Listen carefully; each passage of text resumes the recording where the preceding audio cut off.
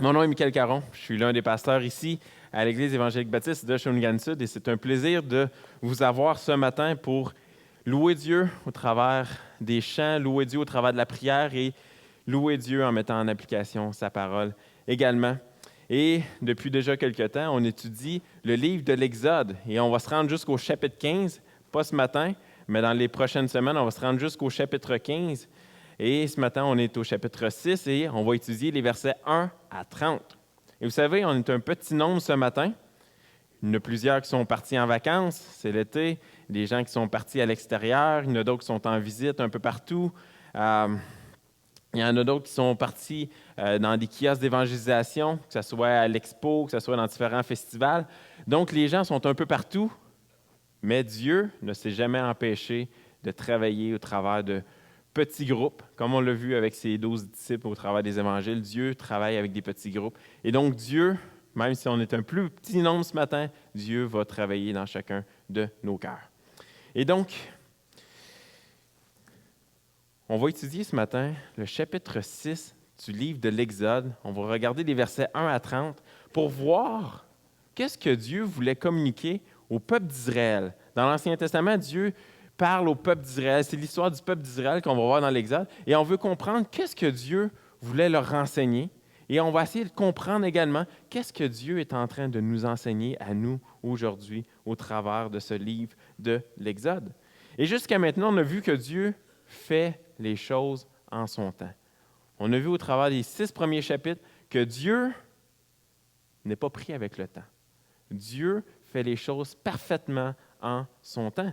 Il n'est pas en avance, il n'est pas en retard, il est parfaitement à l'heure, malgré parfois nos perceptions humaines, qu'on pense que Dieu nous a oubliés, on pense que Dieu n'accomplit pas ses promesses parce qu'on est pressé, parce qu'on est soumis par le temps. Mais Dieu n'est pas soumis au temps. Depuis déjà 430 ans environ, pas tout à fait encore, le peuple d'Israël, ceux qui étaient la descendance de Joseph, sont en esclavage en Égypte. Et rappelez-vous, on a étudié il y a quelques mois l'histoire de Joseph dans les derniers chapitres de la Genèse, le livre qui précède celui de ce matin. Et puis, l'histoire de Joseph, malgré le fait qu'il a été vendu par ses frères, qu'il a été faussement accusé, qu'il a été mis en prison, Dieu l'a toujours délivré. Et finalement, l'a amené à être l'homme, un des hommes les plus puissants de l'Égypte. Et toutefois, plusieurs années, des générations ont passé depuis la mort de Joseph. Mais le peuple d'Israël, le peuple qui était la descendance de Joseph, ont continué de grandir et à être de plus en plus puissants en Égypte. Puis il y a un nouveau roi qui est arrivé, un pharaon est arrivé sur l'Égypte, un qui n'avait pas connu Joseph. Et par peur que le peuple se révolte, parce que le peuple d'Israël commençait à être beaucoup plus gros que celui de l'Égypte, donc le nouveau roi de l'Égypte décida d'accabler ce peuple-là par des travaux. Il les a mis sous la servitude, des travaux à pu finir. Il a décidé de faire mourir tous les premiers-nés mâles parce qu'il ne voulait pas que ce peuple-là grandisse. Il ne voulait pas que ce peuple-là se révolte. Et au travers de tout cela, Moïse a miraculeusement survécu et a même été élevé par la fille de Pharaon jusqu'au jour où Dieu lui a adressé la parole dans un événement spectaculaire. Dieu s'est adressé à Moïse au travers d'un buisson qu'on appelle le buisson ardent, un buisson qui flambait, qui avait une flamme dedans, mais sans se consumer. Et Dieu lui a parlé, Dieu lui a communiqué une mission, la mission d'aller en Égypte et délivrer le peuple d'Israël de la servitude. Et puis, vous savez, il y a tellement d'éléments dans cette histoire de l'Exode qui me fascinent et qu'on va voir ce matin. Et chose qui me fascine, c'est de voir comment que Dieu se soucie de ses enfants. Comment que Dieu n'est pas un Dieu qui est lointain. Que Dieu, c'est un Dieu personnel qui désire se faire connaître à chacun d'entre nous. Un Dieu qui entend le cri de ses enfants et qui répond. Un Dieu qui persévère à notre égard malgré nos entêtements et finalement un Dieu qui démontre sa puissance face aux puissances de cette terre. Et avant de lire les 8 premiers versets de notre texte de ce matin, on va aller dans la prière.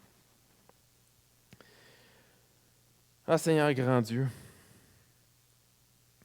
on te prie que tu puisses parler à nos cœurs ce matin. On sait que ta parole, elle est encore vivante. On sait que ta parole est encore d'actualité aujourd'hui. On sait que probablement tu ne parleras plus au travers d'un buisson, mais tu nous parles au travers de ta parole. Tu nous parles ce matin au travers d'Exode 6, au travers de cette histoire qui est réellement arrivée. Ah Seigneur, on te prie que tu puisses nous émerveiller devant ta grandeur ce matin, qu'on puisse être émerveillé devant ta compassion, qu'on puisse être émerveillé de comment tu es un Dieu qui se soucie de chacune de tes créatures. Parle à nos cœurs, transforme-nous ce matin. Qu'on puisse ne pas partir d'ici sans avoir connu ton nom réellement. On prie toutes ces choses en ton nom. Amen. Et donc, je vous invite à tourner dans vos Bibles. Pour ceux qui veulent suivre, c'est la Bible Louis II. Exode chapitre 6, les versets. On va commencer avec les versets 1 à 8. Exode 6, 1 à 8, sinon on peut suivre à l'écran. L'Éternel dit à Moïse, « Tu verras maintenant ce que je ferai à Pharaon. Une main puissante le forcera à les laisser aller. Une main puissante le forcera à les chasser de son pays. » Dieu parla encore à Moïse et lui dit, « Je suis l'Éternel. Je suis apparu à Abraham, à Isaac et à Jacob, comme le Dieu Tout-Puissant. Mais je n'ai pas été connu d'eux sous mon nom, l'Éternel. J'ai aussi établi mon alliance avec eux pour leur donner le pays de Canaan, le pays de leur pèlerinage dans lequel ils ont séjourné. J'ai entendu les gémissements des enfants d'Israël, que les Égyptiens tiennent dans la servitude, et je me suis souvenu de mon alliance. C'est pourquoi, dis aux enfants d'Israël, je suis l'Éternel. Je vous affranchirai des travaux dont vous chargent les Égyptiens. Je vous délivrerai de leur servitude. Je vous sauverai à bras étendus et par de grands jugements. Je vous prendrai pour mon peuple. Je serai votre Dieu et vous saurez que c'est moi, l'Éternel, votre Dieu, qui vous affranchit des travaux dont vous chargent les Égyptiens.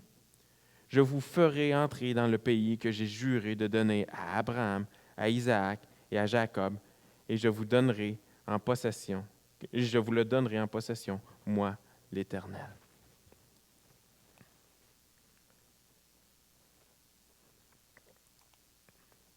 Le verset 1, on voit que Dieu est un Dieu d'action et non un Dieu de passivité.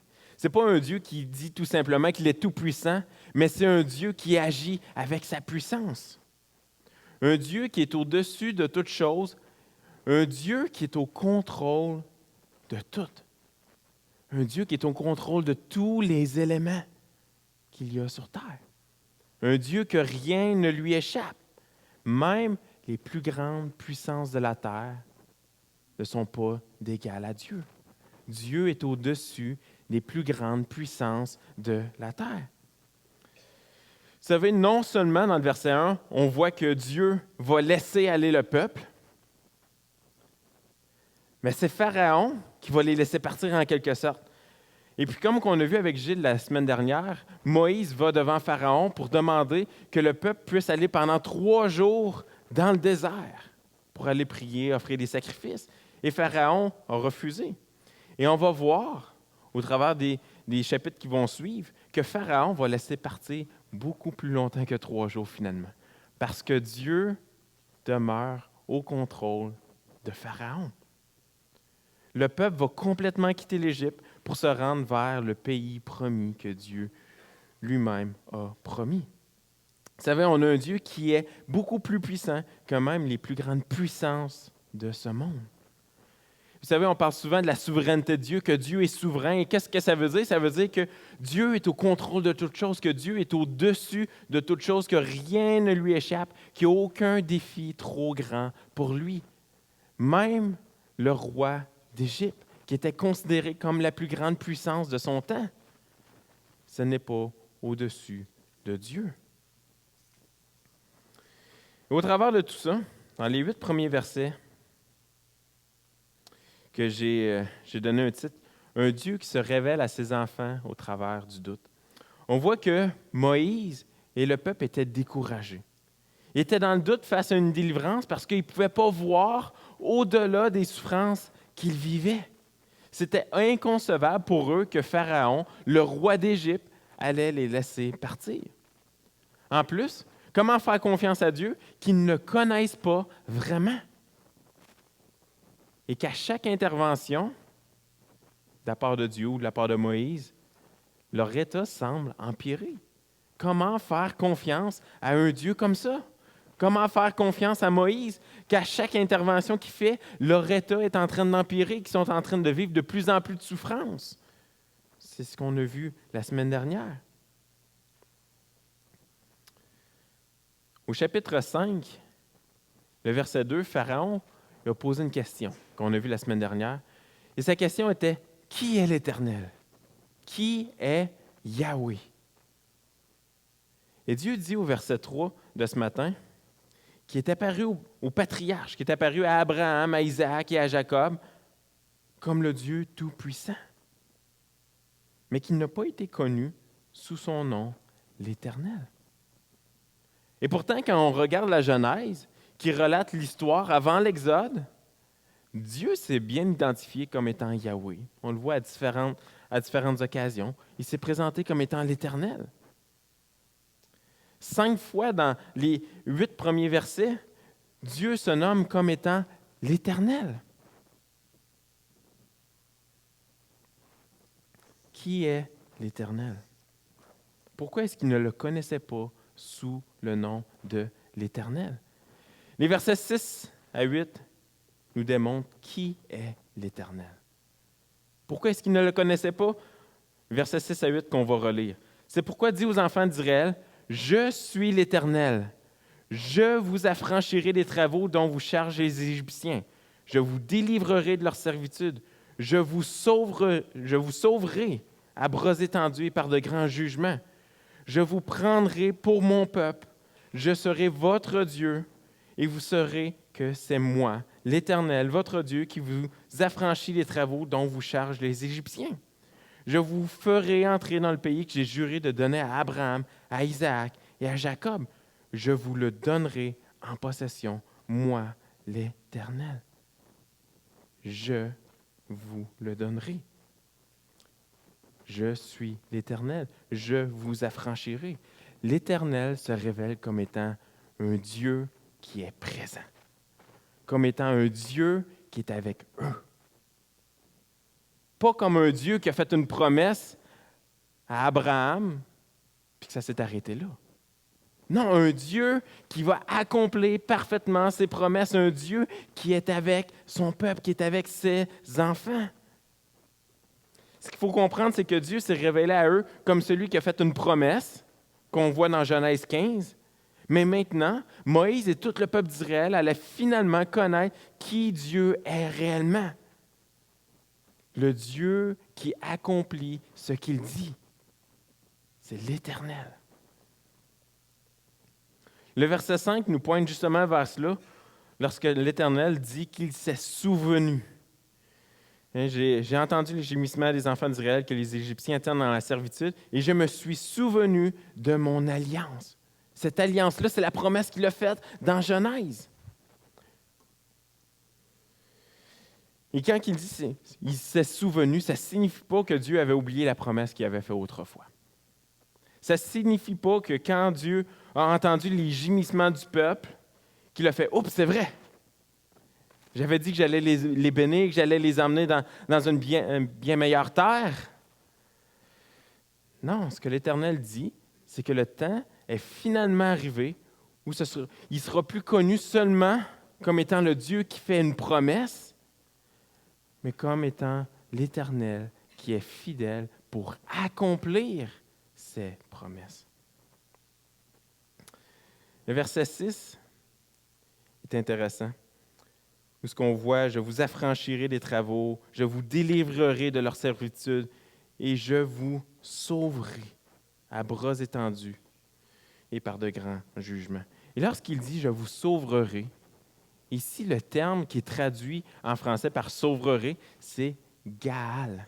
Gaal, comme on a vu dans l'histoire de Ruth, où ce que Ruth elle a été rachetée de la servitude. Et ici, c'est le même terme qui est utilisé pour dire que Dieu, l'Éternel, a racheté son peuple. Il n'était pas rare à l'époque de l'Ancien Monde qu'un membre de famille fasse le rachat d'un autre membre dans le besoin. Au lieu que la personne devienne esclave pour payer une dette quelconque, comme on voyait souvent, elle avait le Gaal, elle était rachetée, un autre payait sa rançon. Et c'était de coutume, ça faisait partie de la loi de l'Ancien Testament. Quand que tu devais une dette, tu pouvais travailler pendant plusieurs années pour une personne pour payer cette dette-là.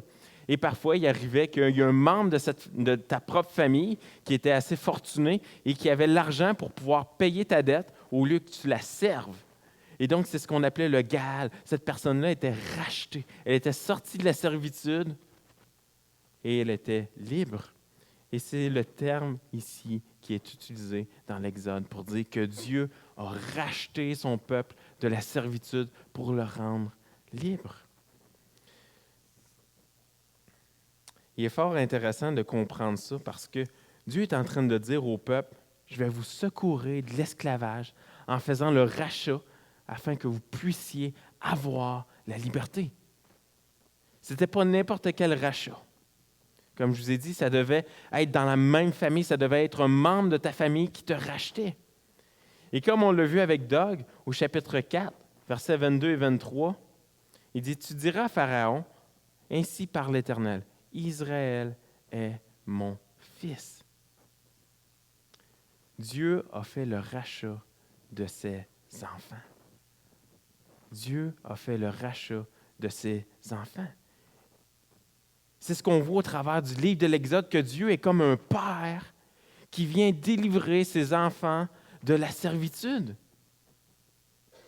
Toutefois, on voit dans cette histoire-là que malgré que quand il y avait un Gaal, qu'il y avait un rachat, tu devais payer une rançon, Dieu ici ne paye pas de rançon parce que Pharaon abusait du peuple et Dieu a fait justice. Ce que l'Éternel est en train de leur dire au travers de tout ça, au travers de son nom, qui est en train de se faire connaître à eux, il est en train de leur dire le cœur même de la promesse qu'il avait faite à Abraham, à Isaac, à Jacob.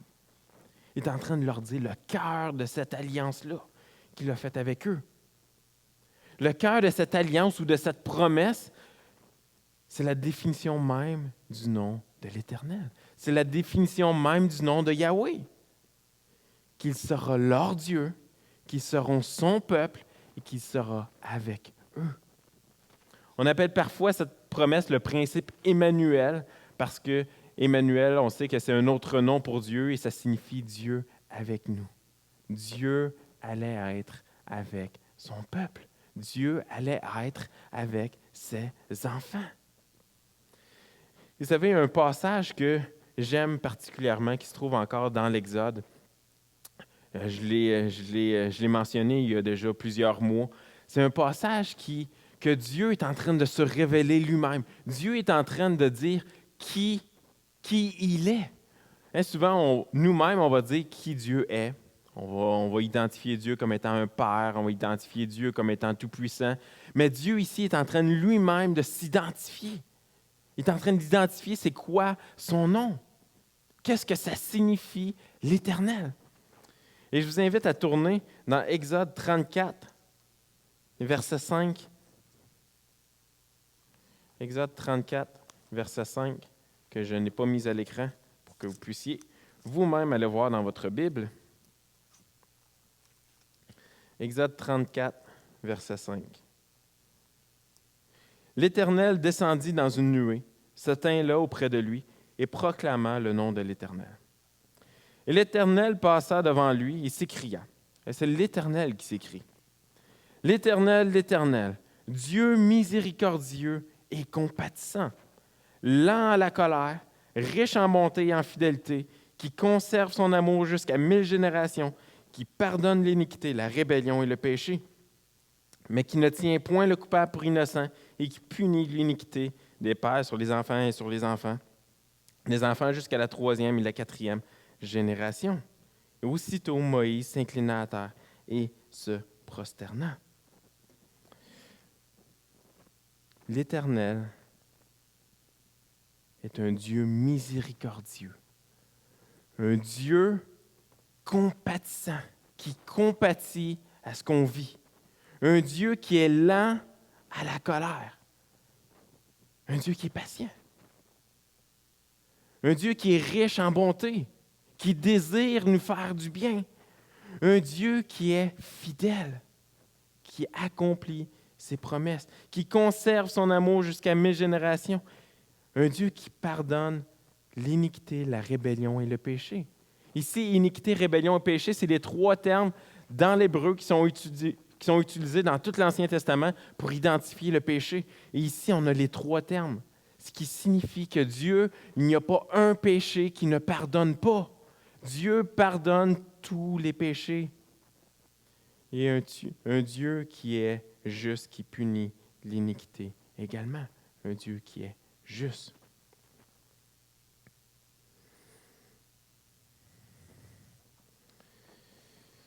Dans 1 Corinthiens 6,20, ça nous dit « Car vous avez été rachetés à un grand prix ».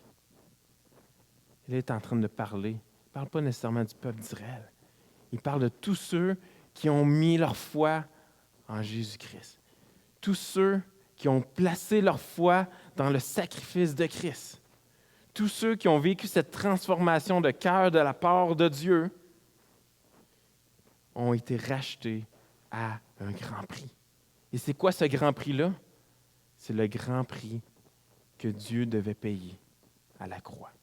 Que Jésus est allé mourir à la croix pour nous racheter de nos péchés. On était comme le peuple d'Israël, on était sous la servitude, et Dieu a envoyé son Fils Jésus pour venir nous racheter de l'esclavage du péché, pour qu'on puisse être libre, qu'on puisse être libre du péché. Dieu a accompli ses promesses au travers de son Fils Jésus-Christ. Oh, il y a encore d'autres promesses à venir, mais cette promesse de nous racheter, il l'a accomplie au travers du sacrifice de Christ à la croix pour chacun d'entre nous.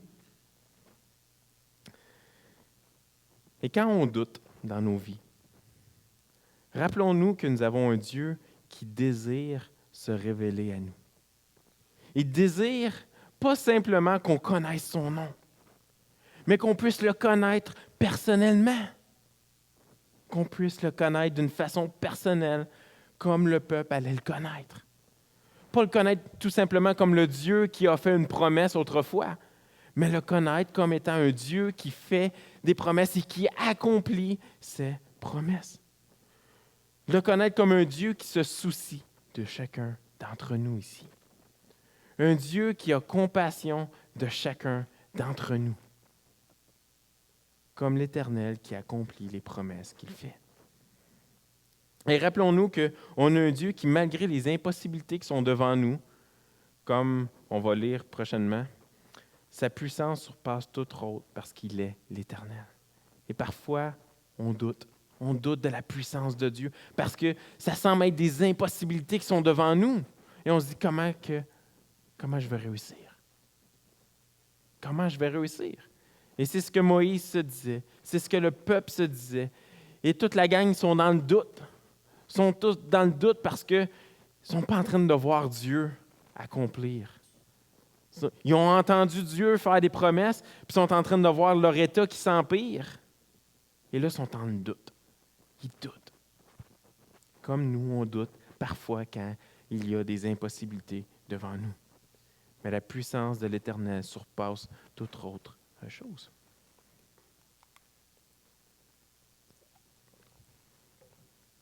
Les versets 9 à 13.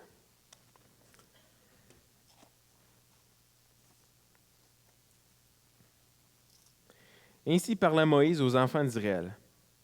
Mais l'angoisse et la dure servitude les empêchèrent d'écouter Moïse. L'Éternel parla à Moïse et dit, « Va, parle à Pharaon, roi d'Égypte, pour qu'il laisse aller les enfants d'Israël hors de son pays. » Moïse répondit en présence de l'Éternel, « Voici les enfants d'Israël ne m'ont point écouté.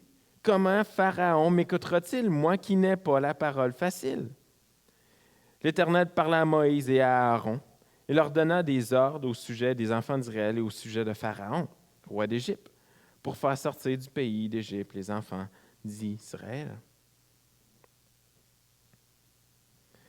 Au verset 12, on voit que Moïse y doute encore. Il n'a pas saisi qui était l'Éternel. Il n'a pas saisi encore que le Dieu qui a fait sa promesse, il va l'accomplir. Pourtant, Dieu s'était révélé à lui directement au travers du buisson ardent. Imaginez-vous, Dieu lui parle au travers d'un buisson qui est en feu, mais qui ne se consume pas. Il lui a confié ce mandat d'aller vers Pharaon pour faire sortir son peuple.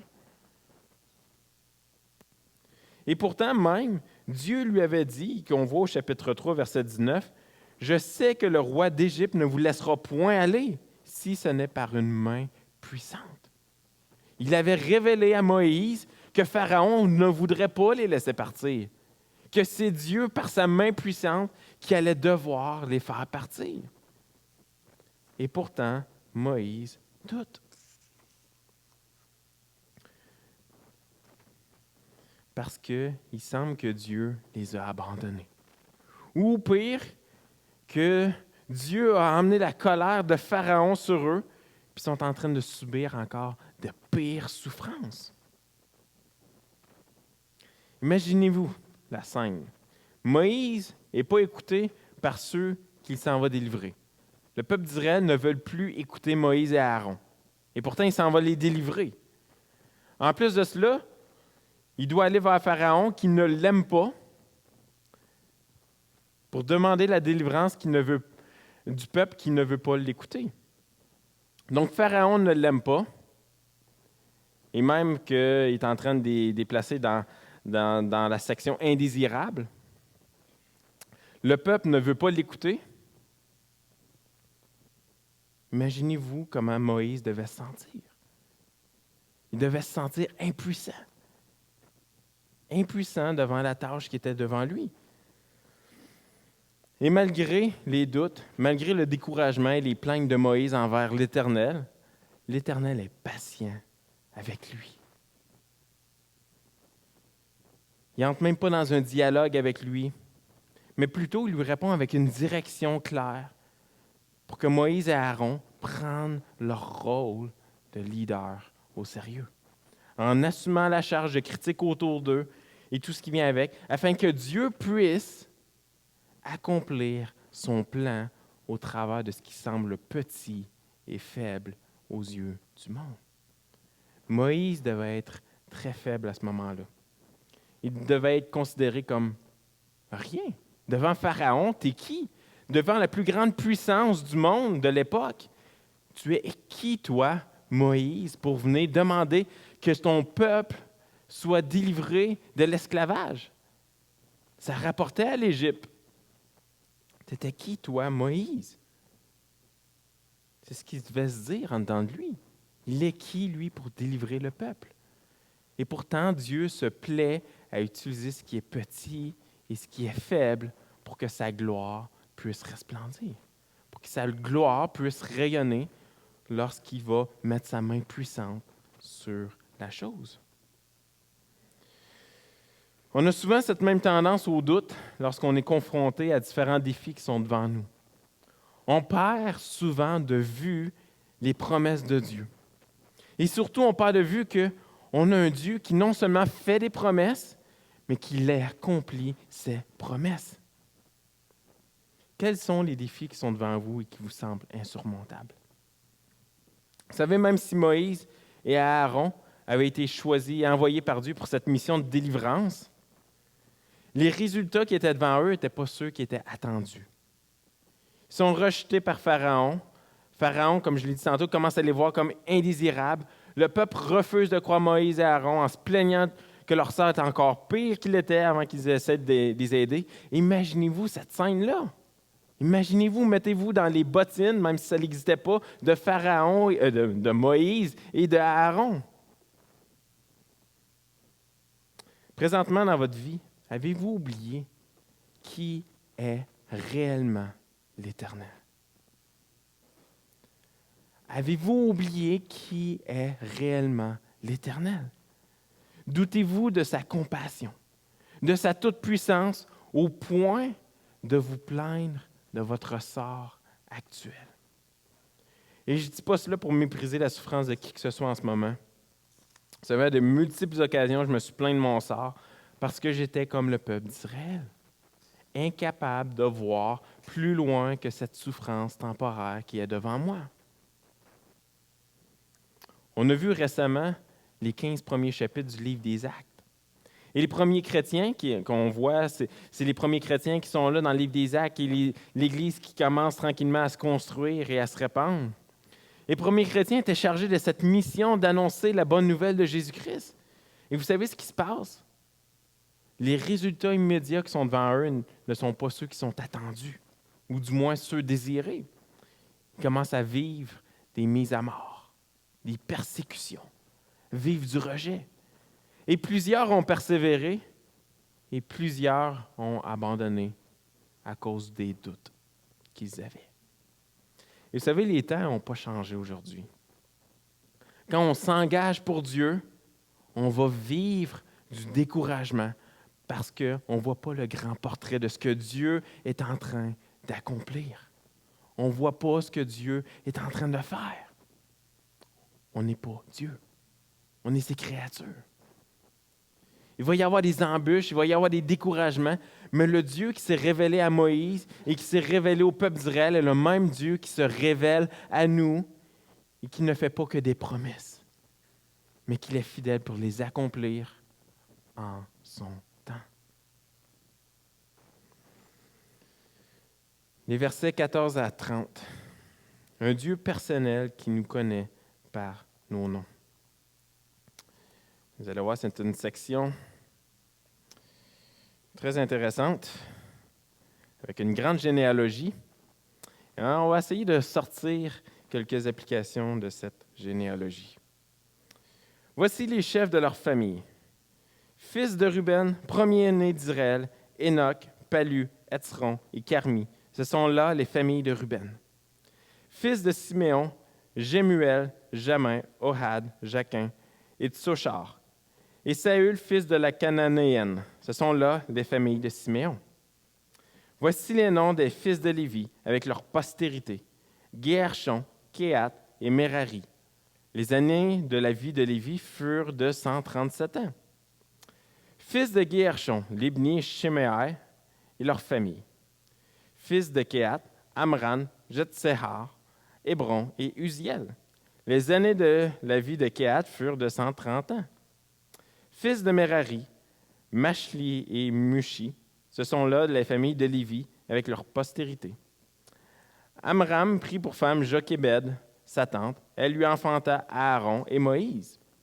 Les années de la vie d'Amram furent de 137 ans. Verset 21. Fils de Jitsehar, Coré, Népheg et Zikri. Fils d'Uziel, Miskaël, Eltsaphan et Zitri. J'aimerais ça vous voir en avant, lire tous ces noms-là. Aaron prit pour femme Élisheba, fille d'Aminadab, sœur de Nachshon, et elle lui enfanta Nadab, Abihu, Éléazar et Itamar. Fils de Coré, Assir, Elkana et Abiasaph. Ce sont là les familles de Corite. Éléazar, fils d'Aaron, prit pour femme une des filles de Putiel, et elle lui enfanta Phiné. Tels sont les chefs de famille des Lévites avec leurs familles. Ce sont là cet Aaron et ce Moïse à qui l'Éternel dit « Faites sortir du pays d'Égypte les enfants d'Israël selon leurs armées. » Ce sont eux qui parlèrent à Pharaon, roi d'Égypte, pour faire sortir d'Égypte les enfants d'Israël. Ce sont là ce Moïse et cet Aaron. Lorsque l'Éternel parla à Moïse dans le pays d'Égypte, l'Éternel dit à Moïse « Je suis l'Éternel, dis à Pharaon, roi d'Égypte, tout ce que je t'ai dit. » Et Moïse répondit en présence de l'Éternel, « Voici, je n'ai pas la parole facile, comment Pharaon m'écoutera-t-il? J'espère qu'il n'y en a pas trop qui se sont endormis. Il y a peut-être même des gens, au travers de cela, qui ont pensé à des noms de futurs enfants. C'est souvent l'utilité qu'on croit que les généalogies ont pour nous aujourd'hui pour trouver des noms pour vos enfants. Détrompez-vous, il y a d'autres utilités à cela. Ça ne sert pas non plus simplement à raccourcir vos temps personnels de lecture biblique. Parfois, on se dit « Oh yes! » La moitié des versets, c'est des généalogies. On fait juste skipper par-dessus et on passe à autre chose. Ça ne sert pas simplement à ça. Vous savez, pour les lecteurs de l'Ancien Monde, les généalogies étaient très importantes pour situer de quelle lignée étaient certaines personnes. Par exemple, d'où vient Aaron et Moïse? Sont-ils réellement frères? On voit au verset 26 et 27, ce sont là cet Aaron et ce Moïse. On voit encore au verset 27, à la fin, ce sont là ce Moïse et cet Aaron. Les généalogies dans l'Ancien Testament, et même on en voit dans Matthieu et dans Luc, je crois, les généalogies ajoutent de la crédibilité à l'histoire et leurs personnages. Surtout pour les gens de l'Ancien Monde, c'est qui ce Moïse? C'est qui Aaron? Et puis là, on fait tout leur portrait d'arbre généalogique, pour savoir de où est-ce qu'ils proviennent. Les généalogies aussi nous rappellent que Dieu est un Dieu personnel. Un Dieu qui nous connaît par nos noms. Et que chaque personne a son utilité. Dans l'Ancien Testament, c'est plein de généalogies. Avec tous ces noms-là. Et on sait que la Bible, c'est la parole de Dieu. Et pourquoi c'est dans la parole? Pour plusieurs raisons, mais entre autres parce que ça nous démontre que Dieu est un Dieu personnel. Un Dieu qui ne parle pas juste du peuple d'Israël ou qui ne parle pas juste de l'Église, qui ne parle pas juste des chrétiens, mais un Dieu qui se soucie de chacun de ses enfants. Chaque nom a son utilité, chaque nom a son importance pour le plan de Dieu. Et ça nous rappelle cela.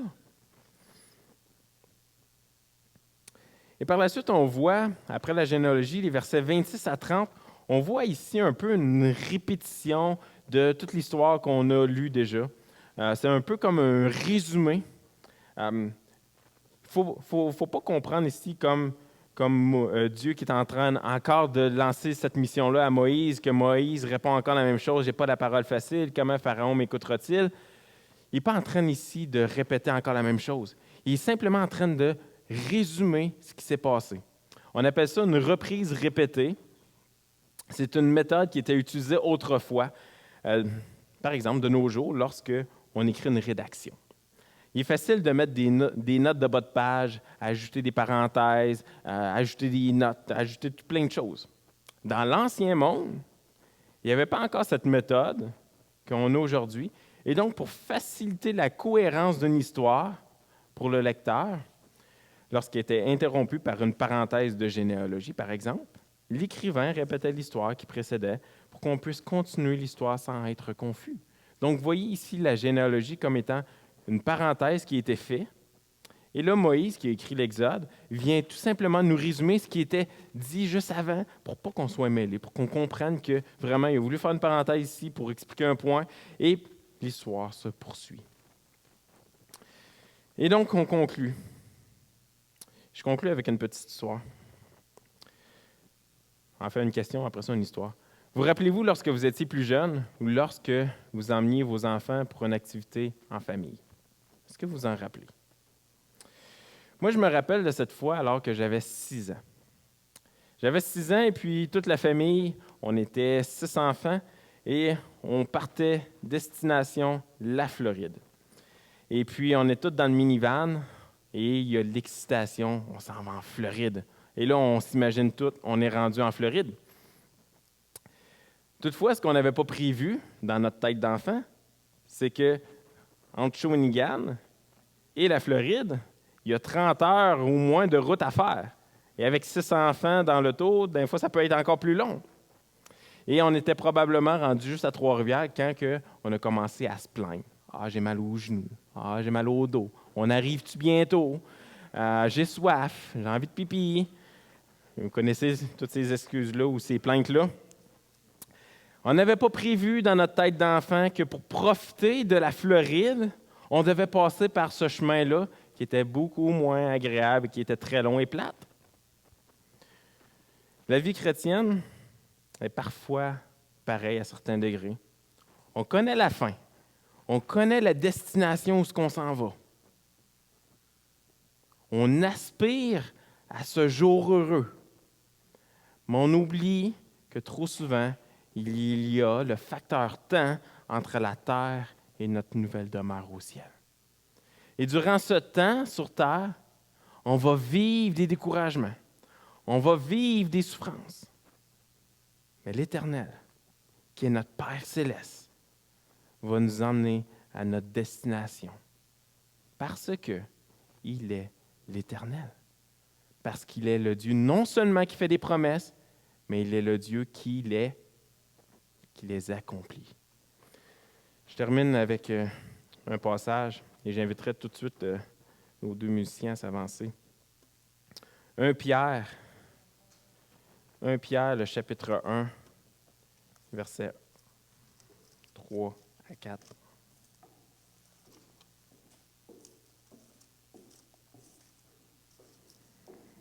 « 1 Pierre 1 et versets 3 à 4, qui dit « Béni soit Dieu, le Père de notre Seigneur Jésus-Christ, qui, selon sa grande miséricorde, nous a régénérés pour une espérance vivante par la résurrection de Jésus-Christ d'entre les morts, pour un héritage qui ne se peut ni corrompre, ni souiller, ni flétrir, lequel vous est réservé dans les cieux. » On a un héritage qui nous attend. Dieu nous a fait cette promesse-là. Et jusqu'à maintenant, Dieu a toujours accompli toutes ses promesses. Et Dieu va accomplir également cette promesse-là, malgré nos doutes, malgré les chemins qui peuvent être difficiles. Que Dieu vous bénisse.